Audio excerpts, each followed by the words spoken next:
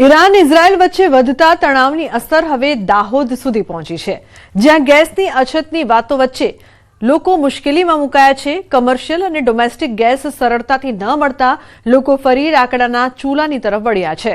આ વચ્ચે દાહોદના વેલ્ડર મુર્તુઝાભાઈએ બાઇકના વેસ્ટ ઓઇલથી ચાલતો અનોખો ચૂલો બનાવી નવો વિકલ્પ આપ્યો છે, જે ગેસ જેવી જ સુવિધા આપે છે।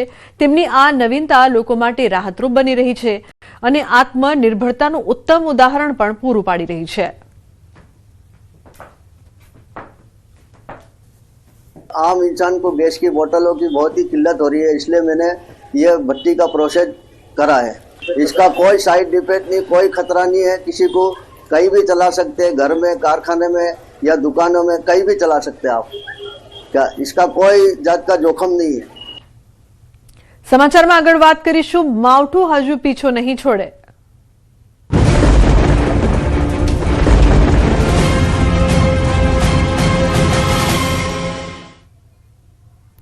હવામાન વિભાગની આગાહી 21 માર્ચથી 26 માર્ચ માટેની આગાહી।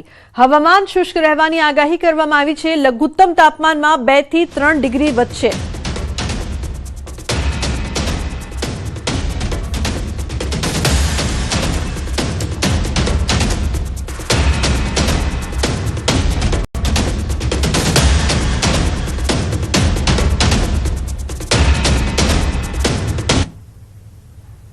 से लेकर 26 मार्च तक, और जो उच्चतम तापमान है इसमें ग्रेजुअल राइज रहेगा। 3 से 5 डिग्री सेंटीग्रेड टेम्परेचर फिर राइज रहेगा अगले 4 दिन तक। उसके आगे कोई बड़ा बदलाव नहीं रहेगा। और लघुत्तम तापमान में अगले 4 दिन 2 से 3 डिग्री सेंटीग्रेड टेम्परेचर बढ़ता रहेगा। इसमें उसका आगे कोई बड़ा बदलाव नहीं रहेगा। બીજો 125મી માર્ચ આસપાસ આવવાની શક્યતા રહેશે। ત્યારબાદ માર્ચના અંતથી એપ્રિલની શરૂઆતમાં આવવાની શક્યતા રહેશે। એપ્રિલ માસમાં પણ 25 વધારે આવવાની શક્યતા રહેશે। પણ હરકત એ છે કે હમણાં હવામાન ઠરી ગયું છે, લગભગ ઉષ્ણ તાપમાનમાં ઘટાડો થયો છે, જે માર્ચના અંતમાં 40-41 ડિગ્રી સેલ્સિયસ ઉષ્ણ તાપમાન રહેવાની શક્યતા હતી। એપ્રિલમાં તો ઉષ્ણ તાપમાન વધવું જ જોઈએ, ગંગા જમુનાના મેદાન તપવાનું જોઈએ। એટલે એક પછી એક 25 આવતા હજુ લગભગ 3 થી 4 25 આવવાની શક્યતા છે। તો હવામાન ઠરી જતું હોય છે, જેની સીધી અસર મોસમ ઉપર થવાની શક્યતા રહેતી હોય છે। મોસમમાં કંઈક ઉષ્ણ તાપમાન ઘટી રહ્યું છે, એટલે ગરમી ઘટી રહી છે, તે યોગ્ય કહેવાય નહીં। તો જામનગર જિલ્લામાં આવેલા વાવાઝોડાને લઈને અનેક વીજ લાઈનો અને વીજ પોલ ક્ષતિગ્રસ્ત થયા છે। જામનગર અને દેવભૂમિ દ્વારકા જિલ્લાના 1320 ફીડરોમાંથી 728 ફીડરમાં નુકસાન થયું હતું। રાત દિવસની મહેનત બાદ પીજીવીસીએલની ટીમોએ 398 ફીડર ફરીથી સમારકામ કરી વીજ પુરવઠો ચાલુ કરી દીધો છે। હજી પણ 320 ફીડરોમાં ફૂટ પેટ્રોલિંગ કરી સર્વે અને સમારકામની કાર્યવાહી હાલ ચાલુ કરવામાં આવી છે અને 100 થી વધુ ટીમો બનાવી ફરીથી વીજ પુરવઠો કાર્યરત થાય તે માટેના પ્રયાસો હાલ કરવામાં આવી રહ્યા છે। જિલ્લાના ગ્રામ્ય પંથકમાં પણ ભારે પવનથી થયેલી તારાજીમાં ખેતીવાડીના વીજ કનેક્શન અને સપ્લાય આપતા પુરવઠામાં મોટા પાયે નુકસાન થયું છે, જેને પણ કાર્યરત કરવા માટે ટીમો દોડાવવામાં આવી છે। અત્યારની પરિસ્થિતિમાં જોઈએ તો 448 ગામડામાં વીજ પુરવઠો પૂર્વવત કરી દેવામાં આવ્યો છે।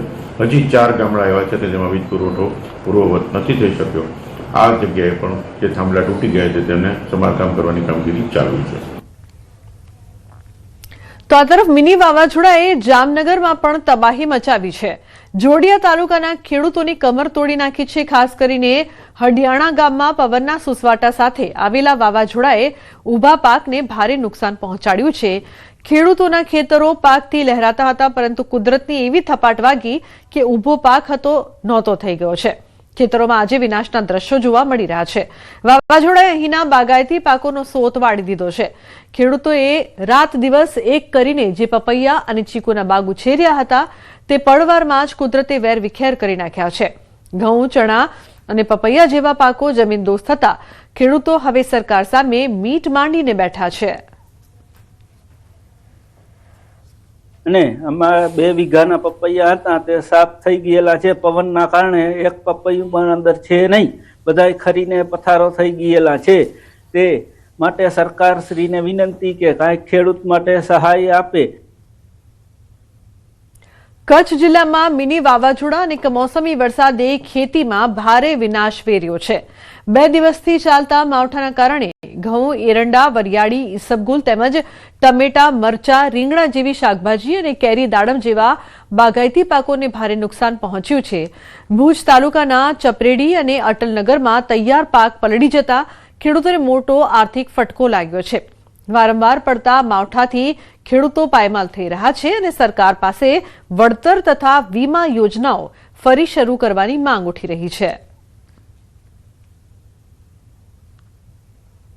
જે માર્ચ મહિનાનો 18 અને 19નો માવઠો આવ્યો અને જે ચક્કરીયો પવન એના હિસાબે મોટાભાગે કેરીમાં બહુ નુકસાન થયેલું છે. આ જે વાવાઝોડાના હિસાબે 18 અને 19ના સાયક્લોનના હિસાબે કેરી મોંઘી બી થશે, ઓછી બી બળશે અને ખેડૂતને નુકસાન બી રહેશે કે ખેડૂતને માલ એને જે આશા પ્રમાણે માલ પૂરો ઉતરશે નહીં. વાવાઝોડાના કારણે ખેતીમાં વ્યાપક આર્થિક અને માનસિકની પણ શારીરિક નુકસાન હું કહી શકું તો એમાં ખોટું નથી. આપ જોઈ રહ્યા છો કે ખેતીને કાપણી લણણી તૈયાર થઈ ગઈ હતી.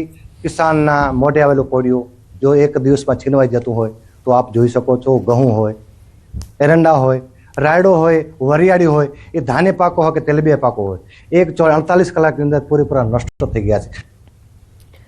તો કેસર કેરીના ફૂલ ખરી ગયા છે. ભુજ તાલુકામાં તૈયાર પાક છે તે પલળી ગયો છે. ખેડૂતો સતત ચિંતિત. ખેડૂતોની વળતર અને સહાયની સરકાર પાસે માંગ છે. તો મોટા પાયે આ વખતે નુકસાન. કચ્છમાં પણ મિની વાવાઝોડાથી ખેતીમાં વિનાશના દ્રશ્યો સામે આવ્યા.